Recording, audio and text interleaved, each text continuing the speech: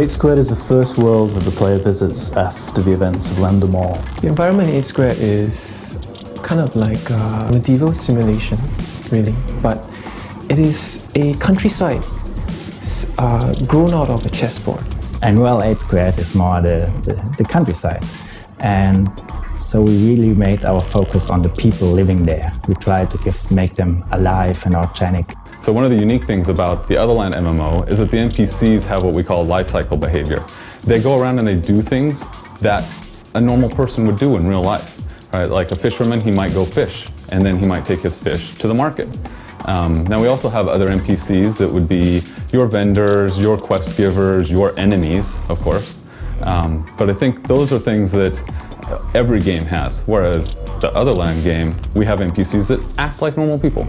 The cool thing about the lifecycle, our lifecycle AI in the Otherland MMO is that it gives the feeling of a more rich environment, a more real life environment that people are moving around. They have lives, they need to do their things. You know, the baker, he has to go to the store, he has to go to his shop. The fisherman, he goes to go fishing. And players can actually influence that by interacting with those NPCs. Only the player understands that this is really a chess simulation. To the inhabitants, I believe this is just their life, this is their daily life. It's going on around them. There's no concept that they are part of anything larger or of a simulation. In 8 Squared in particular, there are two different types of armies. And those armies are fighting an eternal war against each other. And the player, of course, he's the one that interacts with those two armies and tries to figure out what is going on. At first, they'll think that the red army is evil, and the white army is pure and good, but things aren't always so crystal clear in our game. There are definite rules of warfare that both the red side and the white side always follow through, except now, sometimes the red pieces are cheating. Sometimes the forces that are being led by the bishops are moving straight across the board rather than diagonally. Or, if not the board, but just the actual countryside itself.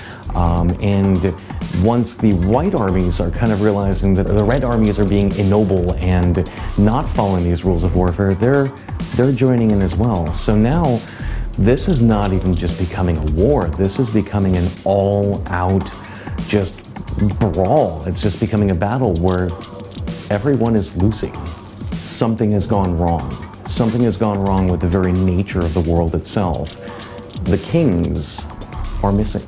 We're still always playing on this concept that this is a simulation. This is not a real world we're trying to recreate here. And in the case of 8 Squared, the simulation is broken. And the players will discover as they explore through the world and as they take the quests that there's definitely something wrong. I mean, with 8 Squared, what we wanted to do is offer a fresh perspective. Just as Ted Williams had done in the novel, we were very inspired by the story. You know, what if this virtual reality that you're immersing yourself in started to kind of, you know, not function so well anymore, and then you start to see, like code, you know, binary code appearing on the surface of water. You start to see landforms de-resing into blockish cubes. And little slips of glowing code slipping out from objects around you. One of the things we'd like for the player to experience inside 8 Squared is to have a traditional fantasy setting, but rather than the setting being a Tolkien-esque setting of elves and dwarves, taking a more Victorian-era feel of fantasy, something that's not regularly seen. We consciously chose 8 Squared as one of the opening worlds for Otherland because it harbours back to MMORPGs that the players have played before.